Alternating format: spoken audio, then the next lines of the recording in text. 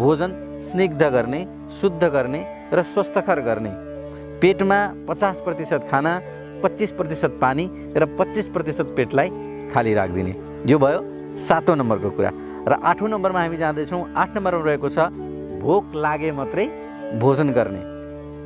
ध्यान दिनुहोस् है, हामीले खाना मिठो भयो भनेर एक्कासी खाएको खाइ गर्छौँ, तर भोक लागे मात्रै भोजन गर्ने। खाजा वा नास्ता सुपाच्य आहार लिने। खाजा खाँदै हुनुहुन्छ, नास्ता खाँदै हुनुहुन्छ दिउँसो भने चाहिँ सुपाच्य लिने।